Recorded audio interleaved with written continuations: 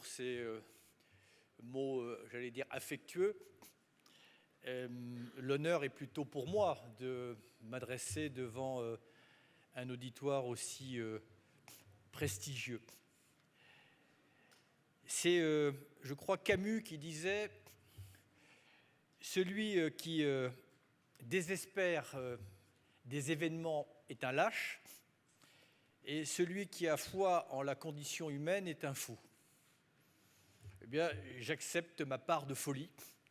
Et effectivement, vous avez raison, il peut m'arriver par moments d'avoir la tentation du désespoir sur des sujets aussi essentiels que celui qui nous réunit ici ou qui va réunir une fois encore la communauté internationale à Marrakech pour la COP 21.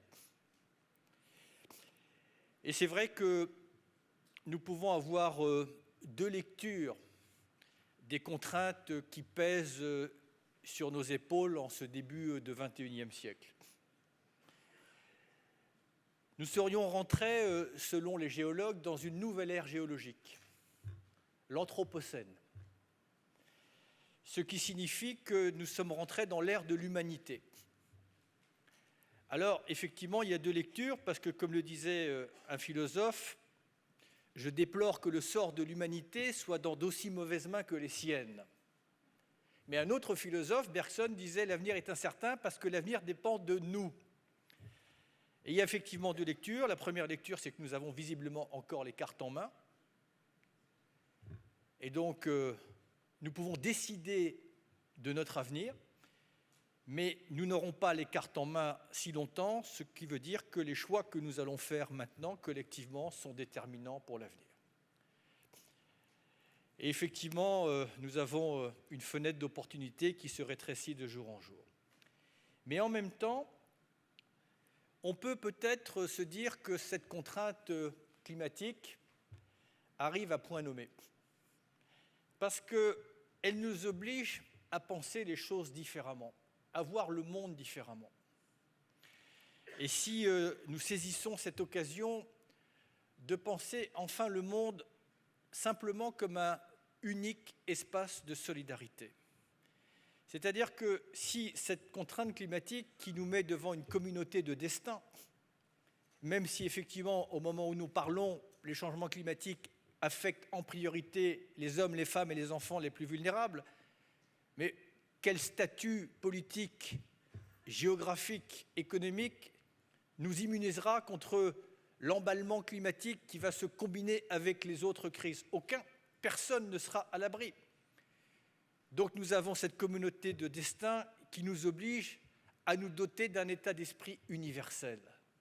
Serons-nous capables d'appliquer cet état d'esprit universel qui s'est amorcé à la conférence de Paris?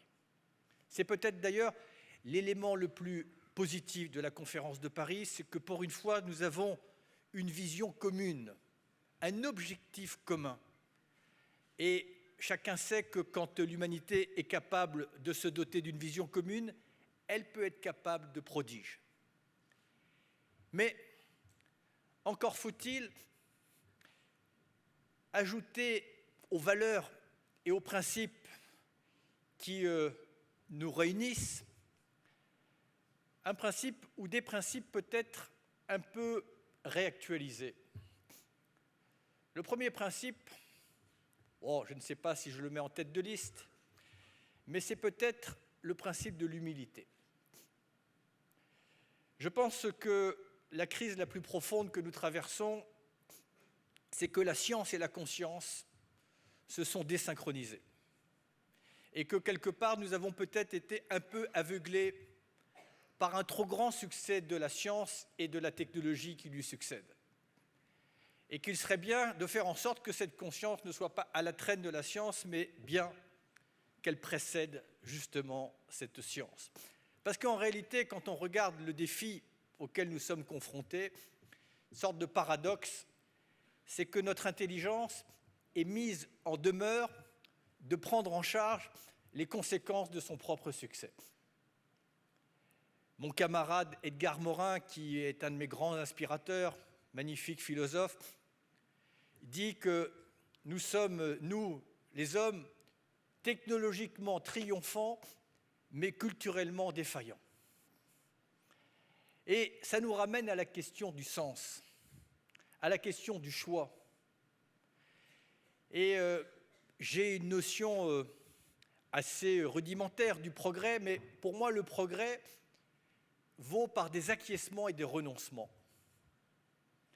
Et je pense que nous sommes contraints de nous imposer maintenant, de passer par le filtre de la réflexion, du sens, tous nos choix politiques, nos choix économiques, nos choix technologiques, nous relier à la notion du sens.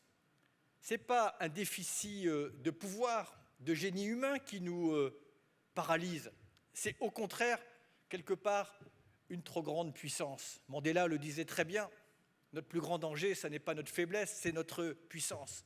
L'idée que nous soyons devenus quasiment une force géologique au point que les géologues nous disent que nous sommes rentrés dans l'ère de l'humanité, ça paraissait inconcevable parce que nous, les hommes, paraissions insignifiants à la surface de cette planète. Et non, nous sommes devenus notre propre facteur déterminant d'évolution. Mais tout ça nous précipite effectivement dans une forme d'universalisme qui nous est imposée, qui va nous obliger, de gré ou de force, à passer d'un modèle économique qui était basé sur la compétition à un modèle économique qui va être basé sur la coopération, à un modèle économique qui était basé sur la prédation de nos ressources naturelles, à un modèle économique qui va être basé sur la protection de nos ressources naturelles et de nos matières premières. Et puis qui va nous imposer, comme je le disais en ouverture, à faire en sorte que la solidarité ne soit plus optionnelle, parce qu'elle est conditionnelle.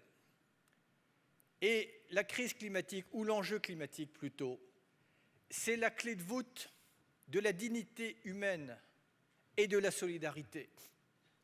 Parce que la crise climatique, et vous le savez, affecte des hommes, des femmes et des enfants qui subissent les conséquences d'un phénomène qu'ils n'ont pas provoqué, qui lui-même est la conséquence d'un mode de développement dont ils n'ont pas profité, et parfois mode de développement, si on veut être précis dans l'histoire, qui s'est peut-être fait aussi à leur détriment.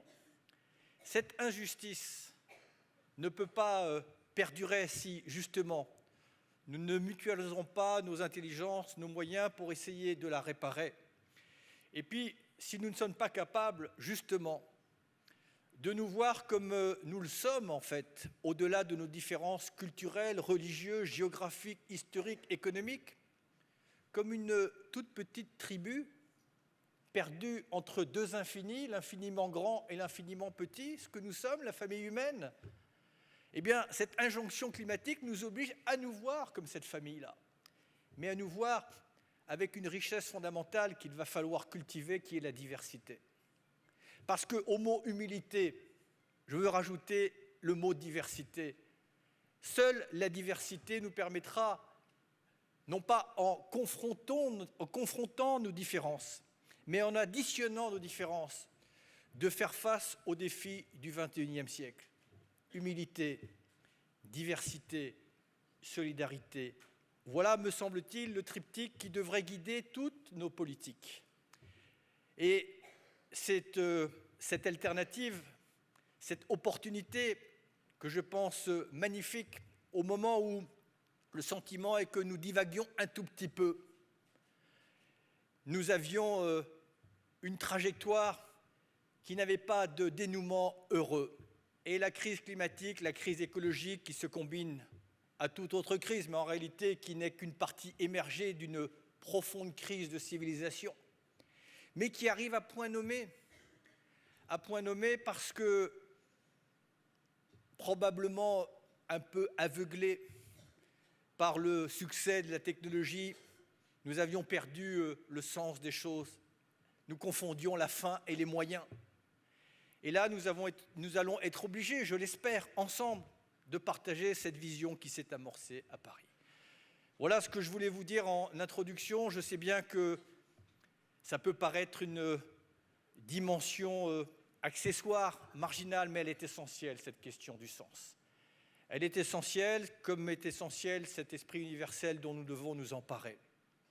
On ne peut pas penser notre avenir en érigeant des murs. On ne peut pas penser notre avenir en creusant des fossés. Nous sommes dans un monde que nous avons voulu connecter, relier. Eh bien, il faut qu'il se connecte pour le meilleur et non pas pour le pire.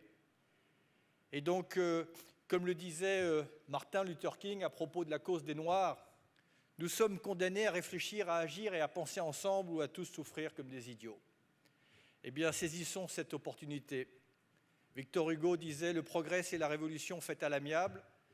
Eh bien, profitons du peu de temps que nous avons pour faire cette révolution à l'amiable. Voilà ce que je voulais vous dire en introduction de vos travaux aujourd'hui. Merci beaucoup.